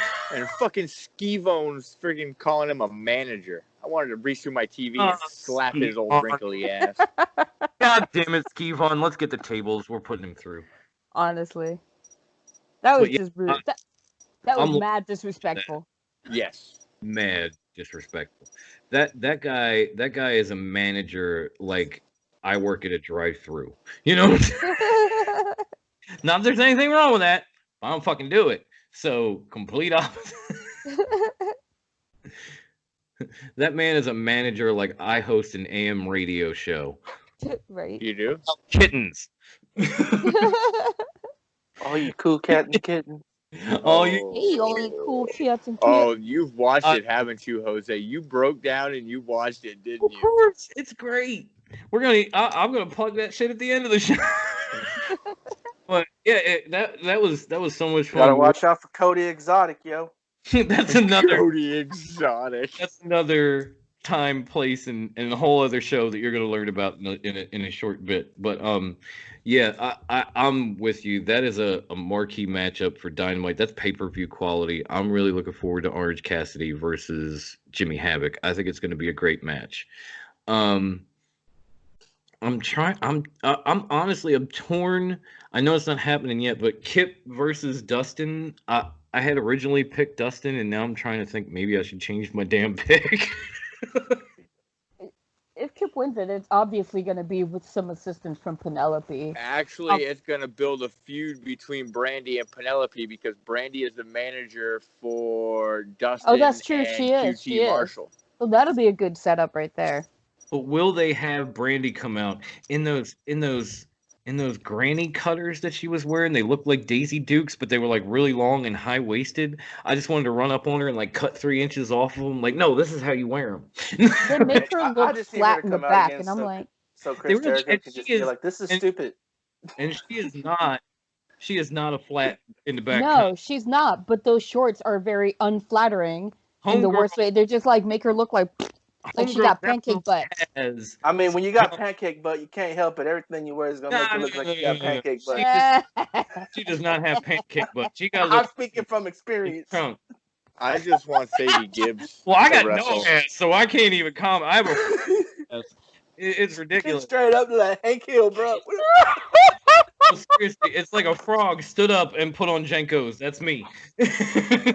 Who wears Jenkos anymore? I wear Jenkos, damn it. You gotta listen to that episode. Bro, now I know why you're so taker, because you still live in the fucking 90s. No, I'm an admitted, again, listen to the episode. I'm an admitted 90s kid. I say it all the time. Even why? Yeah. Oh my god. No, I'll tell you what, again, I'll say it. Jenko jeans are the greatest dad jeans on earth. You ain't got to wear no man bag. You ain't got to do none of that shit. You can fit it all in the pockets. Anything the kid needs, anything you need, just boom, right there in the big ass Jenko pants, man. Let's go. Off to the park. I got to change the clothes. Probably fit your kid in them goddamn pockets too. You can actually just boop right in that back pocket there. Just dangling. Back in the day, I was putting 40s in the back pockets of my Jenkos. Now I'm putting like Gatorade in case it's summer and he gets hot. You know, like I got backup clothes in case some shit goes down. You know, like maybe figuratively and literally. You know, I think this show has gone on long enough. We're sitting here talking about Jenko jeans. I'm sorry, we've gotten out of control, y'all. We have of course, since we're talking about Dynamite, and as much as Jose might not like this, and I might have to mute him. We have to talk about that main event. Moxley versus Hager, empty arena, anything goes. That was a really good match. Moxley was going to win. That was a given. Match, yeah. I mean, it honestly, they left you in suspense the whole time because Hager was cranking on this dude. He was beating on this dude. And everything Moxley... Nobody leave nobody in suspense. Everything Moxley pulled, he kicked out at 2. And you were like, oh shit, it might happen. One thing about Hager, though, like, is it just me, or does he, like, he reaches a point very early in all of his matches where he has the flop sweats, and he's got the hard breathing, like he's a fat kid, and he's like just Brock? Yeah. He gasses out too quickly. Like, if you notice with Hager, most of his matches outside of Dustin, since he debuted, most of his matches are squashes. They're like 2-3 minutes and he's out of the ring because he gasses out too quickly. The long matches, he like gasses out always. quickly. He didn't always. But back in the day, he was solely a professional wrestler. So he did all his wrestling training. He was in ring. He was in ring shape. Now he's a professional wrestler who's in MMA shape. You can go. He should be in better shape. You can go 3 minutes and then you sit down for 90 seconds. And then you go another 3 minutes and you get to sit down for 90 seconds. Yeah. A wrestling match is just go, run, go, run. No, like, Octagon MMA fights are 5-minute rounds. Okay, but you had guys like Steve Blackman and Ken Shamrock who were like doing both at the same time, and they managed it fine. They didn't look like they were gassing out 1/3 of the way into their match. Steve Blackman and Ken Shamrock, and not. You also have to remember that my man Hager for a while was solely MMA. he had taken a long break from wrestling because like those Lucha Underground tapings were a long time ago, and then he didn't get back in the ring till he was in Lucha Underground. Yeah, he was their last champion. For like 5 minutes. He was their last champ. He was undefeated. He was there for the last 5 minutes He of the was party. undefeated. He was their last champ, and then he ended up getting that crazy gauntlet that Cage got, and becoming a god thanks to Stu Bennett. Oh yeah. Who ended up being the man behind it all, the one that had Dario killed, the whole nine. Spoilers, in case you haven't seen it. It's like, I got some bad news for you all. Yeah, it really was. It was just like that. Bro, I hadn't seen it yet. Oh, hush. You can't talk about nothing on this show without Bruce like, I ain't seen it, man. Can't talk about Star Wars. This is a wrestling show. Lucha Underground is wrestling. I know. I was just fucking around about Lucha Underground back in the day. But yeah, that match was tremendous. It was probably one of the best Dynamite main events so far. It was a war. And it wasn't just brutal and like we're hitting each other with chairs and we're getting all hardcore like Moxley's they were actually chain wrestling, putting submission holds on each other. There were so many more layers to it than I thought, so I had to bring it up. It was more than I ever expected. And I think our last topic, if we can squeeze it in real quick, because I don't think anybody's going to argue it, is a Keep It or Kill It, and it's from Group. You've all seen it. I posted it, and it comes just from like. Yes, I look better in the scarf, not MJF. Oh, wrong one. Sorry, that was Dan that posted that. My bad. Dan. Yeah, and man, was he hard on you. We're gonna get him. He really was. But the Keep It or Kill It, and God, this I can barely even get it out of my mouth because it's kind of dumb, but a lot of people believe it. Braun Strowman and Lance Archer are the exact same gimmick. Keep it or kill it. Kill it. Kill that shit. Stab it in the fucking eye and kill it. Just stab it Manson murder style repeatedly with a lot of fury and drugs. Just let it die. Okay, so that one was for Bruce, and that one's for Wendy. And I mean, God damn it, I gotta say, kill it too. And it's very hard to compare a man like Archer, who has been wrestling for decade, 15 at least, to a guy who just picked it up after he decided tough man competitions weren't his thing anymore. Like, Braun Strowman is so limited compared to him. Their look is nothing like each other.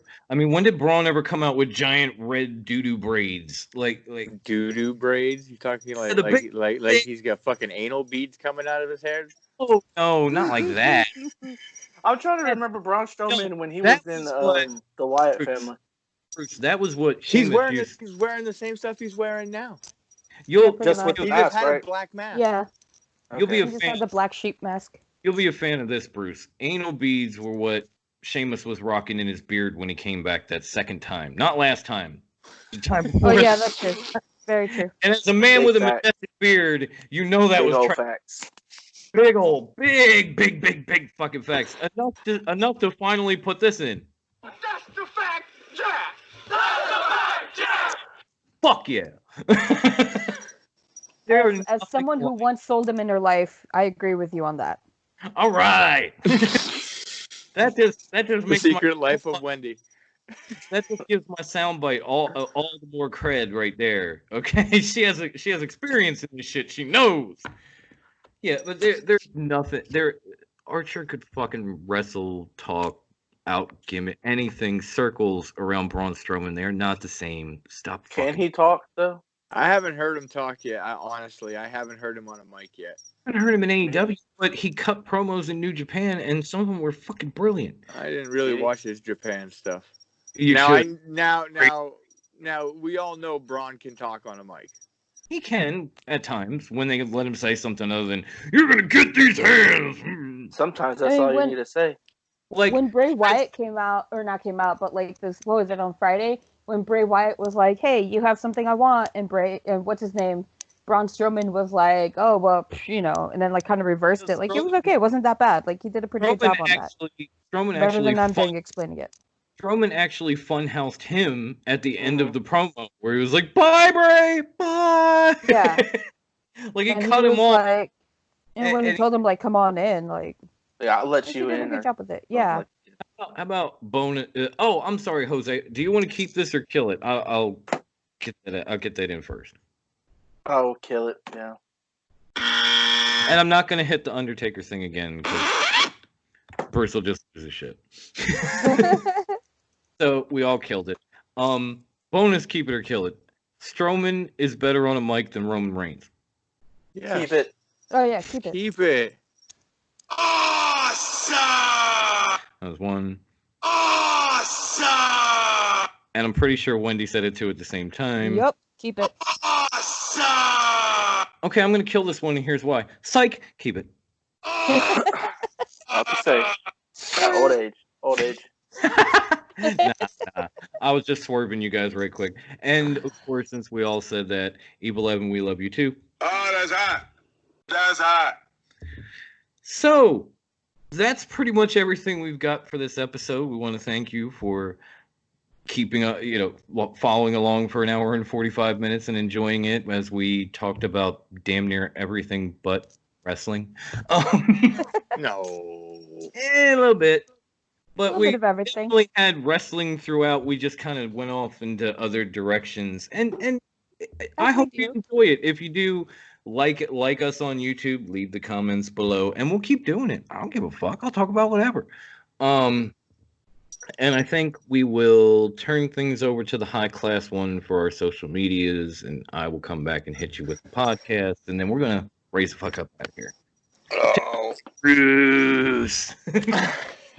So here it is. You can find us on YouTube, which you're watching us on right now. If you're watching YouTube, like, comment, subscribe, comment down there. Everybody down there at the bottom.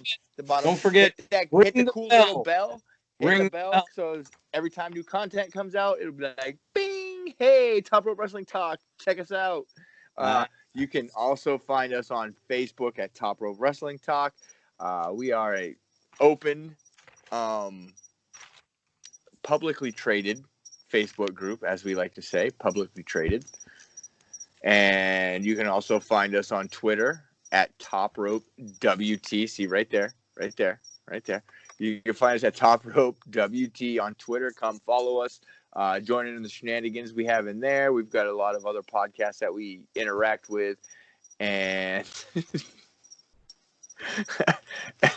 yeah. So I want to see if we can keep a shit. Keep talking. I do. Who do we have following us at TRWT on Twitter? Well, we got our man Hammerstone, Christian Casanova. Here, he's right there. Dom, why don't you give us the podcast? Wait, one more. All right, so we are pretty much available wherever podcasts are enjoyed. Now, if that's not enough for you, I know a place where you have one-stop shopping, and that's our website at anchor.fm/TRWT. That's anchor.fm/TRWT. Our website will pop up. All of our very many episodes will be there. But we still have some YouTube exclusive content. Wink, wink. All of our regular episodes, quarantine episodes, specials, they're all going to pop up. You will see at the top of the page a bar with all of our platforms. If you click one of those, you find your favorite, you click it, you'll go right to our page. You can follow us, subscribe, whatever it is. Listen to us there. Give us comments there. Give us ratings. They're going to come back to me. If I get them, I might just use them on the show. And I might make your ass famous.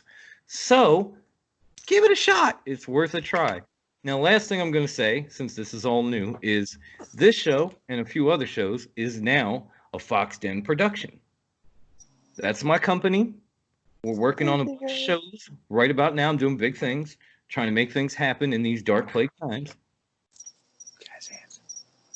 Nah, I'm popping collars over here. I'm doing big things. Okay, big things. Spirit fingers. I got big goals. Spirit fingers. For big things, okay? And you will also be able to find our podcast for this show on the production company website with a few other shows we have coming up. One of them already debuted, a lovely, fun show called Drunk Upon a Time, where people like Grandma Wendy and I meet up with our spouses, our friends, and we just have a few cold ones and talk a lot of shit and have a lot of laughs and play some games. It's a great show. You can check that out. I'm pretty sure Jose liked it. You might too. I'm pretty sure Bruce will never listen to it because we talked about Rise of Skywalker. So all right, you've already talked about it. Hell, I may even come on the show and take bong rips while you guys are drinking. I wouldn't mind that at all. Sounds like someone's trying to steal my gimmick. As long as it's not stealing your gimmick. Puff, pass. But anyway, you can find all of that. Drunk Upon a Time, Mutant Rejects is going to be coming back. That's going to be nerdy and fun. Hey, Bruce, we're even talking about bringing back Nerds on Point, brother. He's in. All right. And we're going to have a lot of podcasts there, a lot of content for you to enjoy while you're sitting at home, just like this YouTube page and podcast channel. You can find my production company at anchor.fm/Foxden. FOXDEN. Don't capitalize it. Don't separate it. FOXDEN. That'll pop up. You'll see Drunk Upon a Time. You'll see a few throwback episodes of Reject, just some bonus episodes that my wife and brother did. We're going to have a new one on Sunday. We're going to relaunch Nerds on Point, which is another great geek show that just takes it to a whole other level and talks about everything. We may even bring back something along the lines of the Sports Factory, which Bruce and I did, once we get some sports. Once sports come back. Yeah, because right now only WWE is essential. Can we please? Sports? Like, I love wrestling. Don't get me wrong. I'm glad it's still around. Can we please get some other sports? Like, I miss the XFL at this point. Okay. I like the XFL this go round. Oh, yo. Yeah, it's actually not that bad. All right.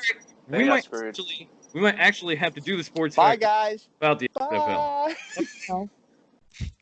But for now, for the world's greatest grandma, for the hating hobo ass clown, for the high class one with the beautiful Doctor Who beanie ear.